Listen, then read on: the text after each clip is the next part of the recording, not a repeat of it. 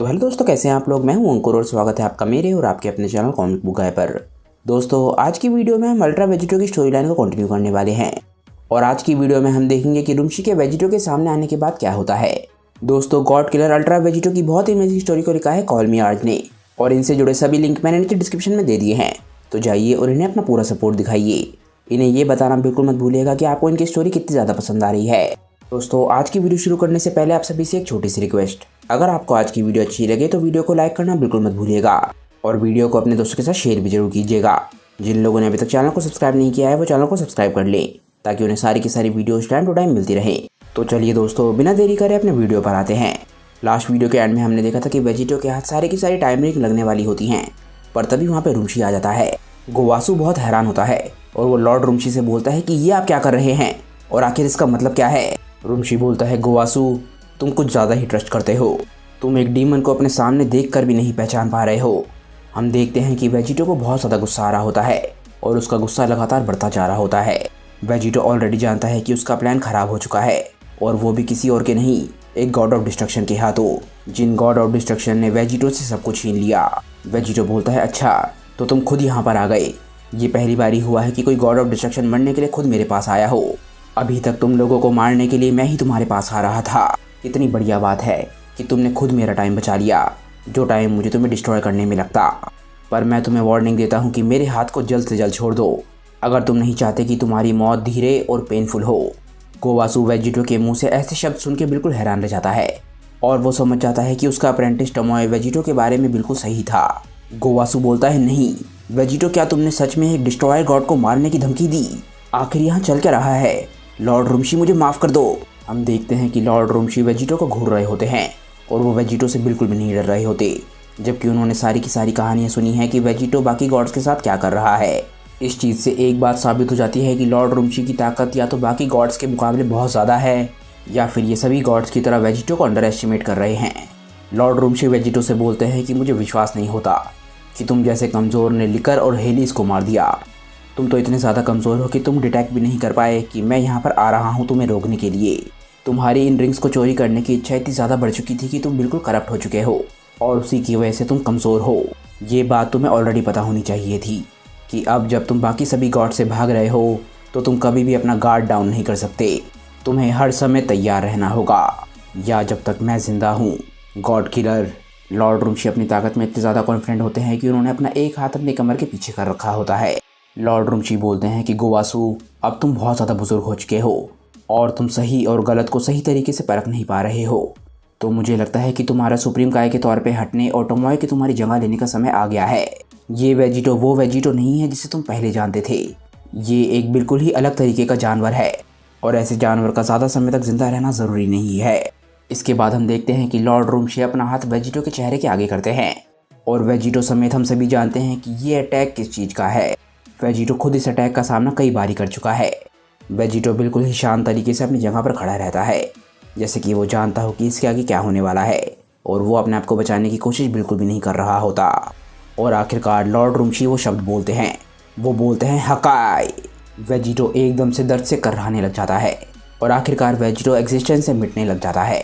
हम देखते हैं कि सबसे पहले उसके पैर इरेज हो रहे होते हैं और हम देखते हैं कि धीरे धीरे करके वो इरेजर ऊपर की तरफ बढ़ रहा होता है। ऐसा लगता है कि रुमशी वो करने में कामयाब हो गया है जो बाकी सभी गॉड्स मिलकर भी नहीं कर पाए। टोमोए बिल्कुल शांति से ये सब कुछ देख रहा होता है। हालांकि टोमोए को ये सब कुछ देख के बिल्कुल भी अच्छा नहीं लग रहा होता, क्योंकि एक काय होने के नाते वो हमेशा क्रिएशन में बिलीव करता है, ना कि डिस्ट्रक्शन में, क्योंकि गोवासु ने उसे उसी तरीके से समझाया है।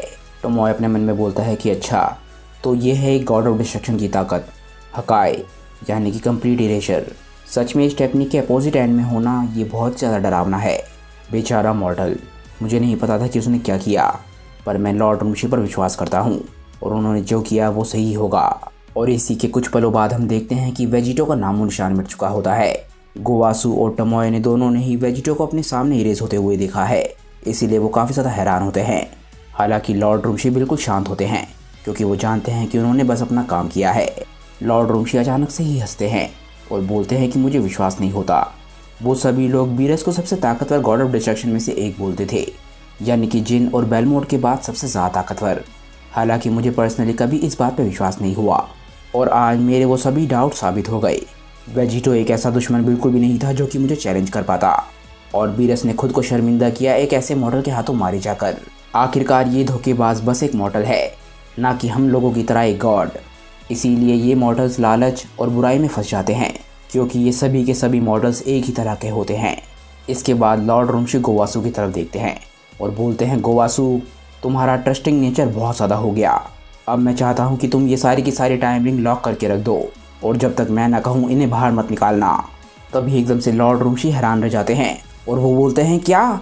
लॉर्ड रुमशी के सामने ऐसी सिचुएशन होती है जो कि किसी ने सोची भी नहीं थी। उनके सामने टाइम रिंग का बॉक्स एम्प्टी होता है। वो सारी की सारी टाइम रिंग इस तरीके से गायब हो गई होती हैं जैसे कि वेजिटो के साथ उन्हें इरेज कर दिया गया हो। गोवासु और टमोय खुद बहुत ज़्यादा हैरान होते हैं, क्योंकि कुछ सेकंड्स पहले उन्होंने सारी की सारी टाइम रिंग्स को खुद देखा था, और वो सिर्फ ये उम्मीद कर रहे होते हैं कि टाइम रिंग सिर्फ बॉक्स से गिर के ज़मीन पे गिर गई हो, और वो ज़मीन की तरफ देखने लग जाते हैं। गोवासु बोलता है, मुझे विश्वास नहीं होता, सारी की सारी टाइम रिंग गायब हो चुकी हैं। टमोय, क्या तुमने देखा कि यहाँ पर क्या हुआ? इससे पहले कि टमोय जवाब दे पाता, एकदम से गोवासु, टमोय और रुमशी सभी आसमान की तरफ देखते हैं, क्योंकि उन्हें एक बहुत ही खतरनाक गॉड की महसूस हो रही होती है। गोवासु बोलता है कि मुझे विश्वास नहीं होता। टमोय बोलता है, लॉर्ड गोवासु, आखिर वो क्या है? रुमशी चिल्लाता है, नहीं, ऐसा पॉसिबल ही नहीं है। हम देखते हैं कि वो लोग आसमान में जिसे देख रहे थे वो कोई और नहीं, खुद वेजिटो है, जो कि अभी तक सही सलामत है। वेजिटो अचानक से ही एक पोर्टल से बाहर निकला होता है, और वो डार्क इलेक्ट्रिसिटी से घिरा हुआ होता है, और उसके एक हाथ में उसका एंजल स्टाफ और दूसरे हाथ में गॉड स्लिंग ब्लेड होता है, जिसे वो गॉड्स को मारने के लिए इस्तेमाल करता है। जैसे ही वेजिटो पोर्टल से बाहर आता है वो एकदम से चिल्लाता है और बोलता है, रुमशी, तुम्हारा समय खत्म हो चुका है। रुमशी ऑलरेडी जानता है कि वेजिटो अब क्या करने वाला है, इसीलिए वो सबको बोलता है कि सब लोग भागो, अब वो अटैक करने वाला है। इसके बाद हम देखते हैं कि वेजिटो अपने गॉड स्लेयर ब्लेड को इतना बढ़ा लेता है कि वो एकदम से ज़मीन को जाके भी काट देता है। वेजिटो का अटैक तीनों गॉड्स की तरफ बढ़ रहा होता है। रुमशी एकदम से चिल्लाता है कि सब लोग रास्ते से हट जाओ। हम देखते हैं कि वेजिटो एकदम से अपने अटैक को आगे बढ़ाता है। टमोय और रुमशी सही समय पे अपने आप को बचाने में कामयाब हो जाते हैं और गॉड स्लेइंग ब्लेड से बच जाते हैं। पर गोवासु, जो कि अब काफ़ी बुजुर्ग हो चुका है, वो अपने आप को नहीं बचा पाता, क्योंकि वो सही समय पे रास्ते से नहीं हट पाता। और हम देखते हैं कि गॉड स्लेइंग ब्लेड की वजह से उसके 2 टुकड़े हो जाते हैं। गोवासु को विश्वास नहीं हो रहा होता कि उसकी मौत किसी पे ट्रस्ट करने की वजह से हो रही है। जैसे ही गोवासु के शरीर के दोनों पार्ट गिर रहे होते हैं, हम देखते हैं कि गोवासु के हाथ से टाइम रिंग का बॉक्स भी गिरने लग जाता है। टमोय को विश्वास नहीं हो रहा होता कि उसके मास्टर उसकी आंखों के सामने मारे जा रहे हैं। वो बोलता है, मास्टर गोवासु, नहीं। पर अब गोवासु को कोई भी नहीं बचा सकता, और हम देखते हैं कि उसके शरीर के दोनों पार्ट एकदम से ज़मीन पर गिरते हैं। आखिरकार वेजिटो ज़मीन पर फिर से लैंड करता है और उसके चेहरे पर एक बहुत ही ईवल स्माइल होती है। इसके बाद वेजिटो धीरे धीरे करके खड़ा होने लग जाता है और एकदम से हंस रहा होता है। वो धीरे धीरे करके हंसता है और बोलता है, बेवकूफ़ो, क्या तुम अभी भी उन टाइम रिंग्स को ढूंढ रहे हो? हम देखते हैं कि वेजिटो ने अपने हाथ को क्रॉस कर रखा होता है और उसके हाथों में सारी की सारी टाइम रिंग होती हैं। वेजिटो ना सिर्फ एक बारी फिर से हकाई के अटैक से बच गया होता है, बल्कि उसने किसी तरीके से उन चीज़ों को भी चुरा लिया जो कि वो गॉड्स बचाने की कोशिश कर रहे थे। रुमशी को विश्वास नहीं हो रहा होता कि उसकी आंखों के सामने वेजिटो है, जिसे कुछ ही सेकंड्स पहले उसने तबाह किया था। वो बोलता है कि आखिर तुमने ये सारी टाइम रिंग्स कैसे चुरा ली, और आखिर तुम जिंदा कैसे हो? मुझे विश्वास नहीं होता, ये सच हो ही नहीं सकता। हम देखते हैं कि वेजिटो एकदम से हंसने लग जाता है। वेजिटो बोलता है कि तुम सभी गॉड सच में एक ही तरीके के पागल हो। मुझे लगता है कि मुझे तुम्हें रुमशी नहीं, डम्बो द एलिफेंट कहना चाहिए, और अब मैं तुम्हें यही कहूँगा। तुम ही तो थे जो इतनी बकवास कर रहे थे कि मैं लालची हो गया, और मैंने सेंस भी नहीं किया कि तुम मेरे पास आ रहे हो। पर असली बात जो तुम्हें पता नहीं चली वो ये थी कि तुम थे जो कि गुमराह थे। तुम थे जो अपनी छोटी सी जीत की वजह से घमंडी हो गए थे, और जिसे लगा कि तुमने मुझे हरा दिया है, और तुम ये भी नहीं समझ पाए कि मैं क्या कर सकता हूँ। आखिरकार वेजिटो रुमशी को बताना शुरू करता है कि वहाँ पर क्या हुआ था, और उसने किस तरीके से अपनी जान बचाई, और यहाँ तक कि रुमशी को गुमराह भी किया। वेजिटो बोलता है, रुमशी, क्या तुम्हें सच में लगा था कि मुझे पता नहीं था कि तुम मेरा हाथ पकड़ने वाले हो?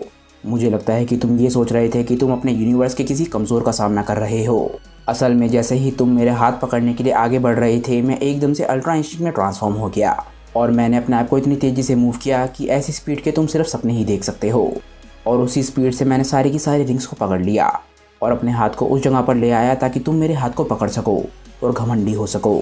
सच में मुझे डिस्ट्रॉय करने के बाद तुम्हारे चेहरे पे जो लुक आया होगा वो सच में देखने लायक होगा। काश मैं उसे देख पाता। रुमशी को विश्वास नहीं हो रहा होता कि वेजिटो ने ये सब कुछ कैसे किया। वो बोलता है क्या, पर अब वो इस बारे में कुछ भी नहीं कर सकता क्योंकि गोवासु के डिस्ट्रॉय होने की वजह से रुमशी का शरीर ऑलरेडी गायब होना शुरू हो चुका है। और हम देखते हैं कि धीरे धीरे करके रुमशी का शरीर पूरी तरीके से गायब हो जाता है। रुमशी के आखिरी वर्ड होते हैं कि नहीं नहीं, तुम झूठ बोल रहे हो, तुम सिर्फ एक मॉडल हो। मैंने तुम्हें उस समय पकड़ लिया था जब तुम्हारा ध्यान नहीं था और मैंने तुम्हें डिस्ट्रॉय कर दिया था। तुम हो जिसे डिस्ट्रॉय होना चाहिए, ना कि मैं। वेजिटो बोलता है कि तुम बेवकूफ़ हो, मैं ही था जो चाहता था कि तुम मुझे पकड़ो, यानी कि मैं ही था जो चाहता था कि तुम मुझे हकाए करो, क्योंकि मैं उस दर्द को फिर से महसूस करना चाहता था। पिछले 10 साल में उस दर्द को बार बार ही महसूस करके अब मैं उसका आदी हो चुका हूँ और उसी के लिए जीता हूँ, जबकि अब मैं आज़ाद भी हो चुका हूँ। फिर भी मैं उस दर्द को महसूस करना चाहता हूँ। शायद अब तक ये बात तुम भी समझ गए होगे कि मैं भी डिस्ट्रक्शन की एनर्जी को कंट्रोल करता हूँ।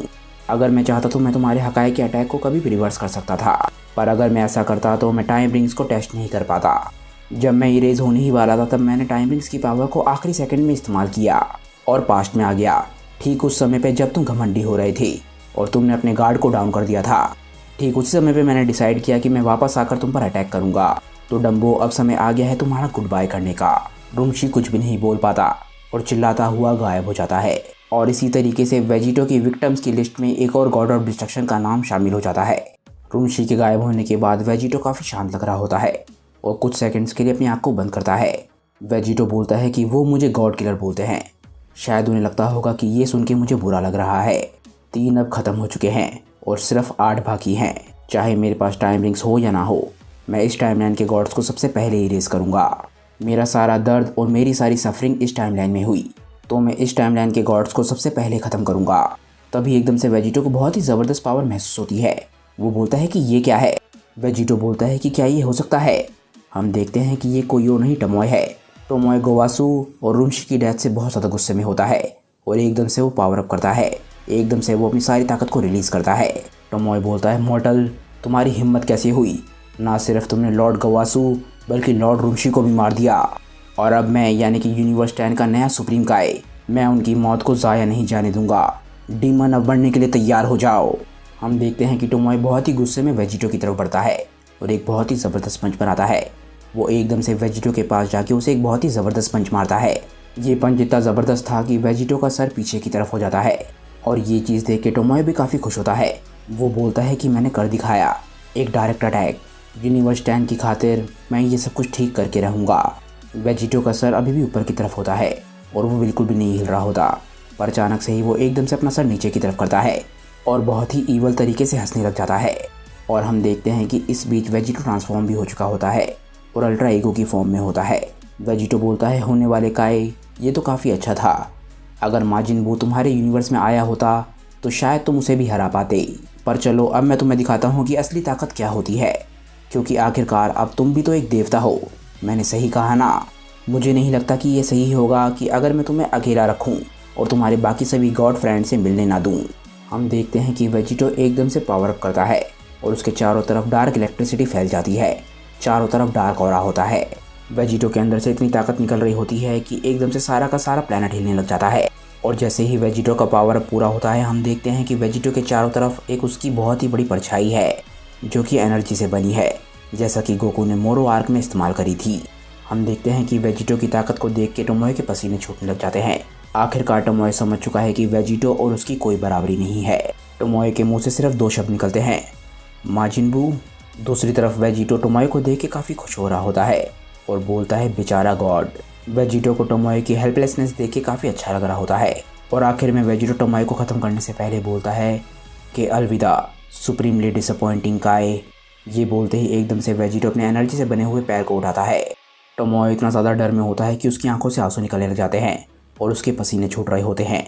उसके आखिरी पलों में वो अपने आप को बचाने के लिए कुछ भी नहीं कर सकता। और हम देखते हैं कि वेजिटो के बड़े पैर की परछाई एकदम से टमोय पे पड़ती है और अगले ही सेकेंड टमोय का नामो निशान मिट जाता है और हम देखते हैं कि वेजिटो उसे कुचल के ख़त्म कर देता है। और इसी तरीके से टमोय, जो कि यूनिवर्स का सबसे ताकतवर सुप्रीम काय था, उसके यूनिवर्स 10 के सुप्रीम काय रहने का समय कुछ ही पलों में ख़त्म हो जाता है। तो दोस्तों, आज की ये वीडियो यहीं पे ख़त्म हो जाती है। मुझे नीचे कमेंट करके बताइए कि आज की ये वीडियो आप लोगों को कैसी लगी। अगर आपको आज की वीडियो अच्छी लगी हो तो वीडियो को लाइक करना बिल्कुल मत भूलिएगा और वीडियो को अपने दोस्तों के साथ शेयर भी जरूर कीजिएगा। जिन लोगों ने अभी तक चैनल को सब्सक्राइब नहीं किया है वो चैनल को सब्सक्राइब कर लें ताकि उन्हें सारी की सारी वीडियोज़ टाइम टू टाइम मिलती रहें। तो चलिए दोस्तों, आज की वीडियो के लिए बस इतना ही। मैं मिलता हूँ आप लोगों को अपनी नेक्स्ट वीडियो के साथ। तब तक के लिए बाय दोस्तों, और थैंक्स फॉर वॉचिंग।